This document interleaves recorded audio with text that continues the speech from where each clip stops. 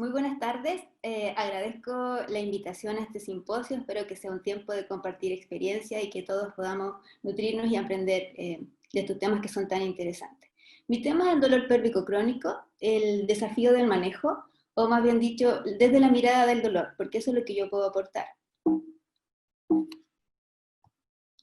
Los conceptos principales del dolor pélvico crónico es que es un síntoma, no es un diagnóstico, tiene múltiples etiologías y una historia natural que es bastante compleja. La definición dada en el año 2016, porque hay muchas más, dice que un dolor pélvico crónico se caracteriza por un dolor persistente que dura más de 6 meses o de episodios recurrentes de dolor abdominal y o pélvico y presensibilidad o un malestar frecuentemente asociado con cambios de eliminación, por ejemplo, defecatoria, urinaria, disfunción sexual y que en algunos casos hay ausencia de una etiología orgánica. Dentro de la clasificación de las enfermedades, en la CIE-11, que es la última, estableció el dolor crónico como ya una enfermedad propiamente tal, y tiene sus clasificaciones, y el dolor pélvico está dentro del dolor visceral, así que ya es una patología reconocida. La prevalencia general se estima que es un 12 o un 15% en estudios en Estados Unidos y en Canadá, no tenemos datos en Chile, y se estima además que un 10% de la consulta ginecológica correspondería a dolor pélvico crónico. La evaluación inicial es el primer desafío. ¿Qué aparato está comprometido? ¿Será del aparato reproductor, urinario, digestivo, del sistema neuromusculoesquelético?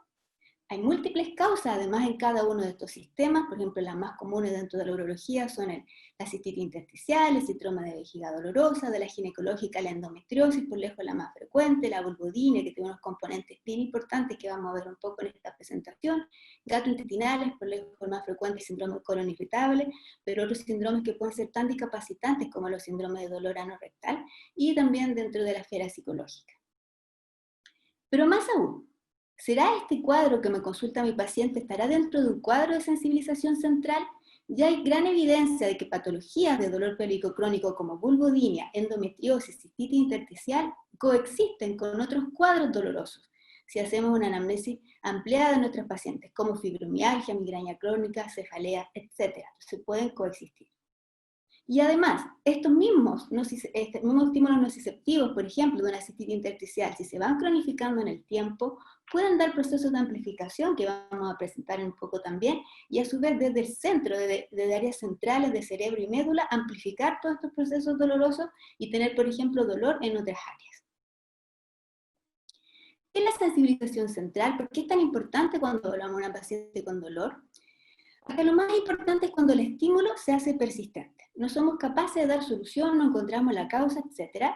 Se van a liberar estos mediadores del dolor, que son la sustancia P, por muchos conocida, el péptido relacionado al gen de calcitonina, y el más importante en este caso, el glutamato. Cuando el glutamato se acumula, se activan otro tipo de receptores distintos a los del dolor fisiológico, que son los NMDA, y estos son encargados de hacer una respuesta amplificadora. Es como decir, algo muy malo está pasando. Despierta, van despertando neuronas que están al lado, todo esto pasa a nivel de la capa posterior de la médula, y hay todo un fenómeno de hiperexcitabilidad, que es el primer paso de esta sensibilización central. ¿Qué pasa si esto persiste ahora en el tiempo? Nosotros tenemos como vías inhibitorias del dolor, porque hay unas vías que ascienden y vías que descienden, que hacen que los cuadros dolorosos tengan un principio y un final.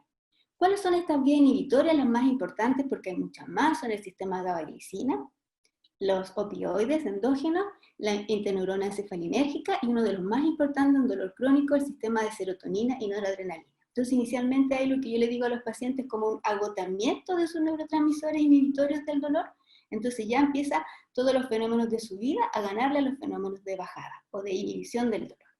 Si esto sigue en el tiempo y se sigue cronificando, ampliando, ya estos cambios que son bioquímicos inicialmente se transforman en cambios estructurales. Y podemos tener ya, hay estudios que muestran atrofias corticales, tanto en áreas de ansiedad, de cognición y del área inhibitoria del dolor. Y aún más, se forman unas verdaderas carreteras neuronales dolorosas y tenemos estos pacientes con esta conducta dolorosa que en el fondo es generalizada. Y a esto se le ha llamado la pain matrix. Esto es a lo que no tenemos que llegar. Volviendo al dolor pélvico, tenemos entonces que estos generadores de dolor periférico ya sea de vejiga, de intestino, miofaciales, vulvares, van a liberar estos neuropéptidos, va a haber una hipersensibilidad a nivel del asta posterior de la médula, a nivel cerebral, y desde acá van a salir todos estos fenómenos de amplificación. Y vamos a tener una hiperalgesia visceral que puede comprometer otros órganos que no estaban comprometidos inicialmente, y una hiperalgesia somática que puede ampliar el área de dolor que teníamos inicialmente. ¿Cómo se manifiesta esto en la clínica? ¿Qué encontramos en estas pacientes? Hay un aumento de la intensidad del dolor, ya hay una disrelación de lo que en verdad esperamos en cierta patología. Hay un aumento del área dolorosa. Voy a poner siempre muchos ejemplos de la coccidioidia porque es un área que cuando no la vemos bien, una patología, se empieza a escapar a esta sensibilización. Ya no duele, por ejemplo, solo el coxis, empieza a doler el glúteo, empiezan a haber sensaciones de corriente hacia las extremidades inferiores, etc. En casos más graves aparece esta hiperalgesia generalizada. Los pacientes se vuelven como con un síndrome fibromiálgico y empieza a haber un aumento de la discapacidad, trastornos del ánimo y del sueño en nuestros pacientes. ¿Cómo lo evaluamos en la clínica? Acá el trabajo en equipo es fundamental. Yo no puedo evaluar a un paciente si su esfera comprometida es, por ejemplo, la ginecológica o la urológica. Necesito trabajar en conjunto, que el ginecólogo o el urólogo me diga, mira, esto es lo que tenemos, este es el daño que tenemos, no podemos trabajar solo. Una vez que tengo este examen exhaustivo, entonces si esto ya no va bien, tengo que sospechar que hay un daño neurológico. Esta coccidioidia estará asociada ya a una lesión de nervio pudendo, por ejemplo, y voy a empezar a buscar activamente signos de daño neurológico. Además, tengo que buscar estos signos de sensibilización. Está ampliado, está lleno de puntos gatillo el piso pélvico, está teniendo estas corrientes hacia distal, eso ya me da indicios de que está pasando algo más. Y por supuesto tengo que ver cómo esto influye en la esfera psicológica y funcional de nuestros pacientes. Esta tabla nos ayuda a posicionarnos un poco en qué tipo de dolor estoy evaluando. Ya son algunos tips porque no siempre es tan fácil en la práctica clínica. Si tengo dolor nociceptivo puro, voy a volver a la coccicotina, un dolor localizado, la palpación, sin características neuropáticas. Mis herramientas van a ser la analgesia que todos conocemos, que va pasando desde los AINES hasta opioides débiles, o lo que necesitemos, procedimientos como infiltraciones pericoxigia, de puntos gatillo, etc. Acá en este tipo de pacientes los factores conductuales no son los que más priman, ya en general algo bien nociceptivo, bien manejable. Si ya tengo la sospecha o la certeza de un dolor neuropático, el principal error que se comete o que llega muy tardío es que seguimos insistiendo con AINES, seguimos insistiendo con fármacos de manejo nociceptivo y nos damos un vuelco a nuestra mirada en utilizar los medicamentos establecidos para el dolor neuropático. Y muchas veces toda la intervención que hacemos. Entonces lo más importante acá es sospecharlo. ¿Y qué pasa si esta paciente está en el contexto de una fibromialgia, por ejemplo? Tiene un componente amplio de centralización del dolor. Acá los factores conductuales son muy importantes. Entonces todo lo que es manejo psicológico, terapia cognitiva conductual, antidepresivo, van a tomar un rol fundamental. Acá tenemos que ver no solo este dolor como aislado, sino que en su integridad. ¿Cómo elaboramos el plan de manejo?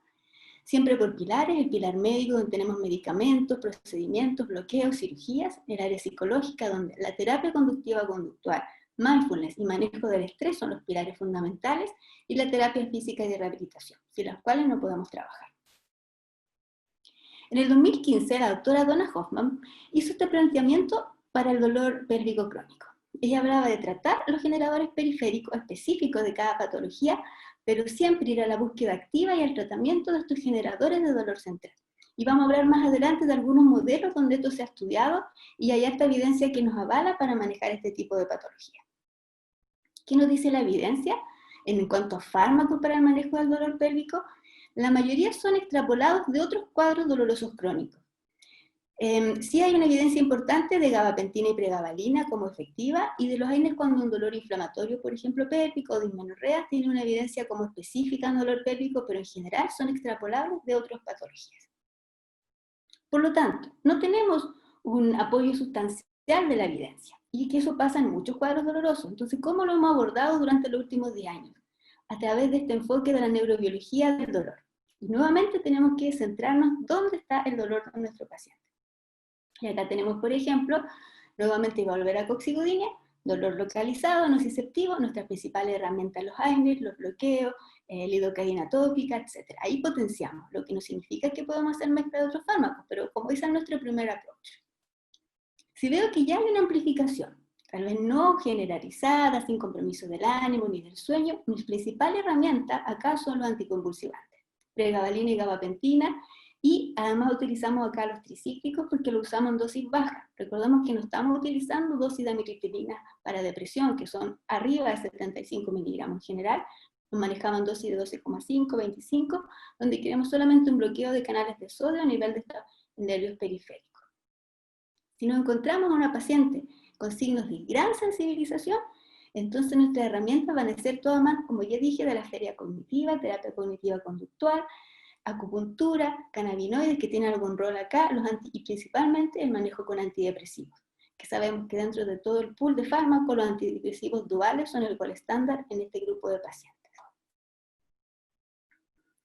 Ahora vamos a ir a dos ejemplos de modelos de patologías dolorosas pélvicas con estos cuadros de sensibilización central. La más importante, endometriosis. ¿Por qué? Porque el 70% de los pacientes con dolor pélvico crónico pueden tener endometriosis y tienen muchos gatilladores tanto de dolor periférico como central. De dolor periférico tiene sustancias proinflamatorias del implante, sangrados del implante, irritaciones nerviosas, y de origen central nuevas fibras de novo, y el estradiol aquí cobra un rol fundamental. Además, como en general hay múltiples focos, pueden estar en distintos lados, hay un compromiso multisegmentario, no solo hay varias, y esta multisegmentariedad a nivel del asta posterior de la médula lleva a que los procesos de amplificación sean importantes. Los casos más graves que me ha tocado ver de dolor crónico corresponden a pacientes con endometriosis. Si no tienen un manejo de equipo, con una mirada multifactorial, incluso he encontrado pacientes con abuso de opioide y con complicaciones que no deben pasar, que tenemos que evitar. Es una patología a la que tenemos que estar siempre muy atentos.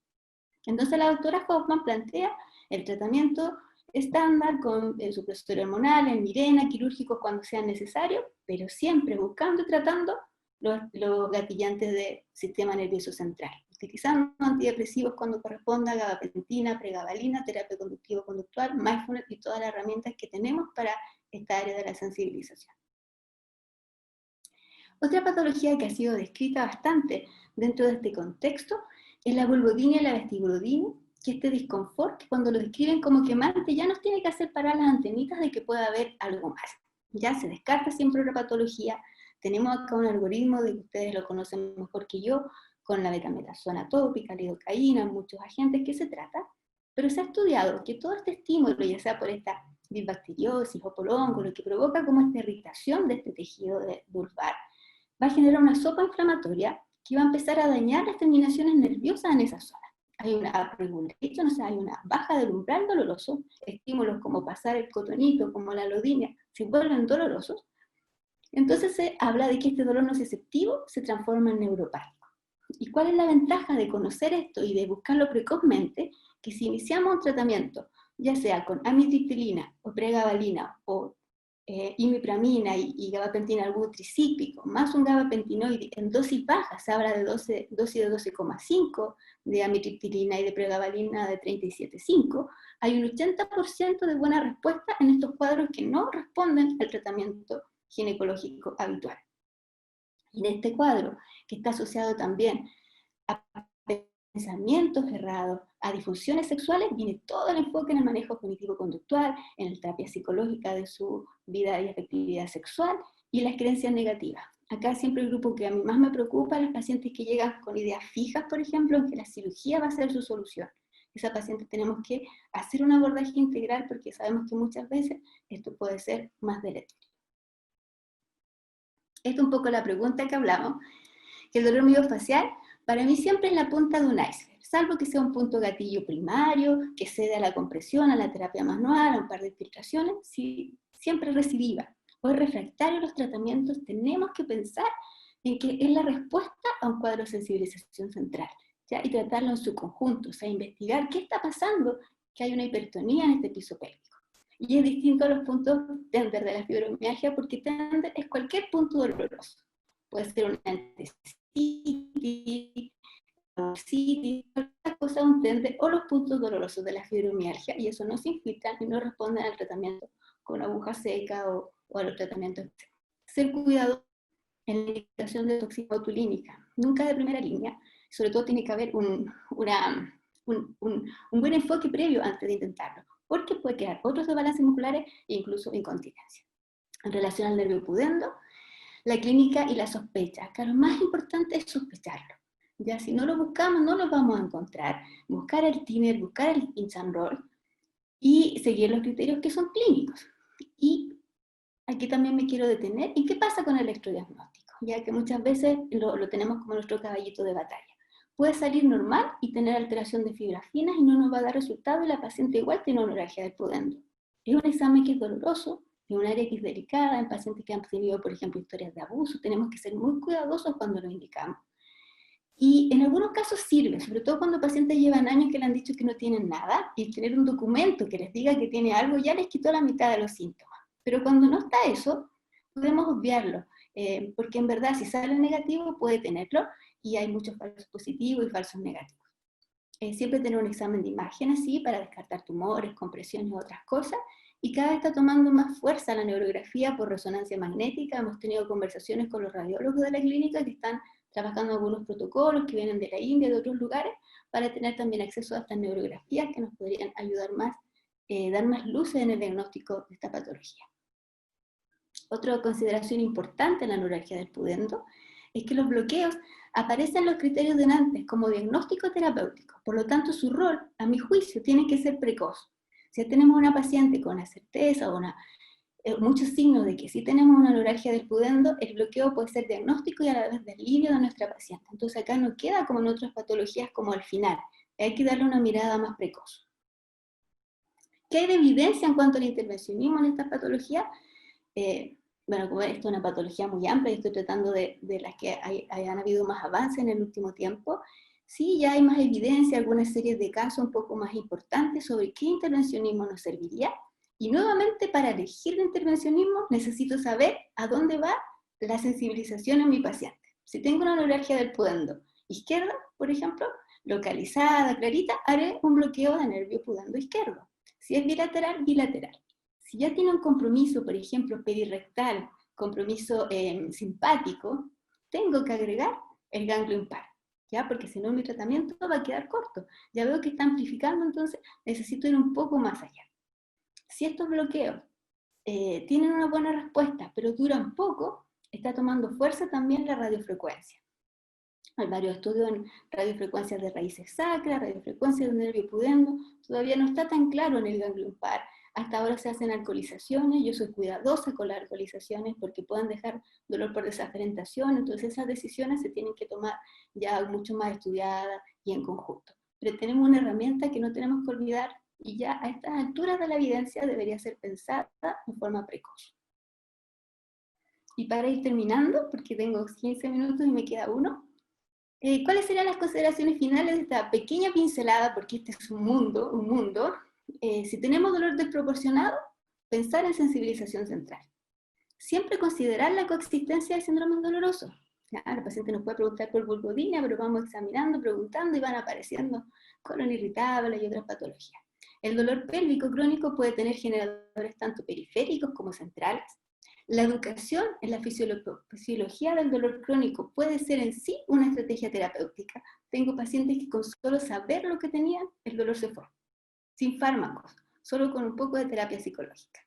Y aquí, sobre todo, la gran relevancia del trabajo multidisciplinario y del trabajo en equipo. Muchas gracias.